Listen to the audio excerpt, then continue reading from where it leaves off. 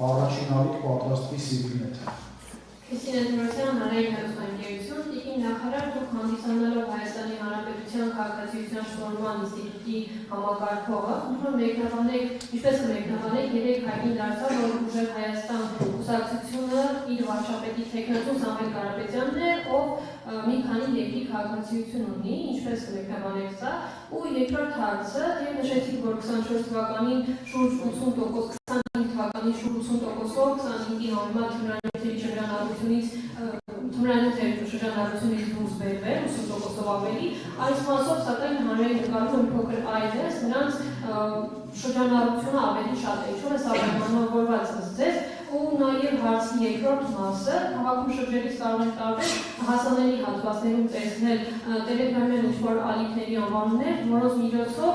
կարող են օրինակ հենց անչափահասը թմրանյութ ձեռք բերի, այս մասով ինչ է արվում խնդրի լուծման համար, շնորհակալություն։ Շնորհակալություն Տիկին Թորոսյան հարցերի համար։ Տեսեք, որպես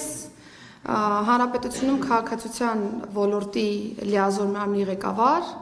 ինձ համար շատ կարևոր է քաղաքացիության ինստիտուտը գաղափարախոսության մեջ։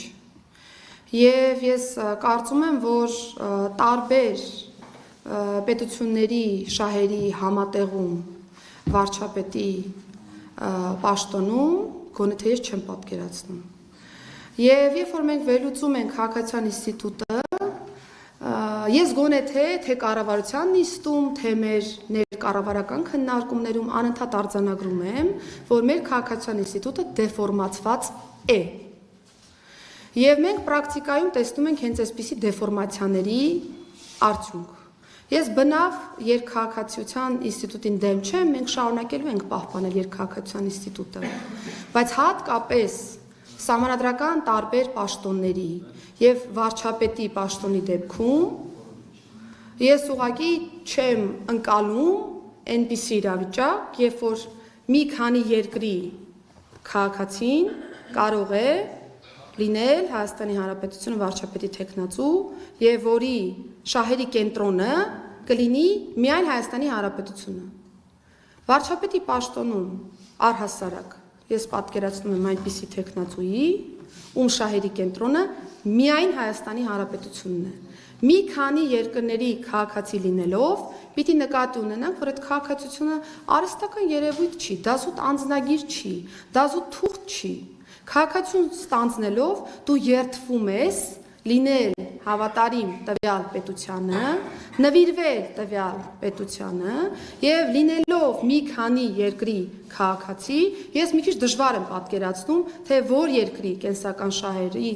ավելի նախապատվություն պիտի տա տվյալ քաղաքացին։ Տվյալ դեպքում ձեր մատնանշած թեկնածուն։ Հայաստանի Հանրապետության դեպքում վարչապետ պիտի լինի միայն այն անձը եւ նաեւ վարչապետի թեկնածու, ում շահերի կենտրոնը միայն Հայաստանի Հանրապետությունն է։ Այսինքն միայն Հայաստանի Հանրապետության քաղաքացի հանդիսացող անձի մասին եմ ես խոսում։ Իսկ ինչ վերաբերում է տարբեր իրավական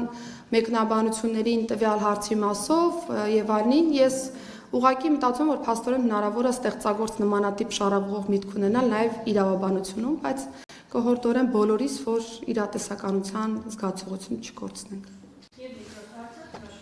Թմրաշրջանառության մասով ես նշեմ, որ հիմնականում մենք նկատում ենք, որ դեպքերի հետ կապված համացանցի միջոցով թմրամիջոցի անօրինական շրջանառություն 460 դեպք ենք ունեցել, անցած տարի այս թիվը եղել է 321 ու այո, այս վերջերս համացանցով թմրամիջոցների ափոնի շրջանառության հետ կապված հարցերը մի փոքր ավելի մեզ անհանգստացնում են, որովհետև շարունակվում է նմանատիպ միջոցառումների իրականացումը, բայց մենք տարվա կտրվածքով բազմաթիվ տելեգրամյան ալիքներ ենք նաև ձեռնամուխ եղել եւ փակել։ Սրա արդյունքում 25 տելեգրամյան հարթակ ըստ էության 26 ինձ պարոն Սարգսյանը հուշում է, որ 26 տելեգրամյան ալիք ըստ էության մենք կարողացել ենք արգելափակել, բայց այստեղ նաև խնդիր ունենք նմանատիպ միջազգային պլատֆորմների հետ համագործակցության, որովհետև մեր խնդիրը ո՞րն է։ Մեր խնդիրը այն չի, որ փոքր չափականակի տարածմամբ զբաղվող անձանց որսանք, հա, ճակերտավոր այսպես ասեմ, եւ վարույթներով անցկացնենք։ Մեր խնդիրը հիմնական կազմակերպիչներին, ներմուծողներին, արտադրողներին իդենտիֆիկացնելն է եւ ավելի մեծ աշխատանք տանելն է այդ առումով։ Դրա համար ինչ ենք մենք կարևորում ներմուծման եւ արտադրության շղթան, որովհետեւ ոչ թե մենք պայմանականորեն 1000 դեպք ենք հետո փոքրականակ վարույթ անում, ուսումնասիրում, հասկանում ով օգտագործեց, ով իրացրեց եւ այլն, այլ մեծ խմբականակով մի քանի կիլոգրամանոց փաթեթներն ենք հիմնականում արգրավում եւ թույլ չենք տալիս հետագա մանր խմբականակների տարածումը։ Այս գաղափարաբանական փոփոխությունն է, որ մեզ թույլ է տալիս ավելի մեծ ջանք ներդնել ավելի բարդ խնդրի վրա, բայց դրանով լուծել շատ խնդիրներ, քան հետո ուղղակի գեներացնել ավելի շատ խնդիրներ եւ ամբողջ քրեական ոստիկանության ռեսուրսը ջլատել ու ուղղել տարբեր մանր դեպքերի բացահայտմանը, ելի կորցնելով հիմնական դերակատարներին։ Մեր անցած տարվա քաղաքականություն եւ արդյունքները դրա մասին են վկայում վստահաբար, ընդ որում ողջ իրավապահ համակարգին եւ ես նաեւ պիտի ասածս ուղղորդեմ եւ վերագրեմ, որովհետեւ թե պետական եկամուտների կոմիտեի դեպքում, թե ազգային անվտանգության ծառայության դեպքում, թե մեր դեպքում քաղաքականությունը իրացրել ենք համատեղ եւ բոլորս նույն վեկտորով ենք հարցին նայել, ըստ այդմ ունենք նմանատիպ դրական արդյունք, բայց պիտի շարունակենք այս նույն ռազմավարական մոտեցումը շարունակել եւ ավելի կենտրոնանալ համացանցի միջոցով կատարված դեպքերի վրա եւ դրանց ավելի մեծ բացահայտման վրա։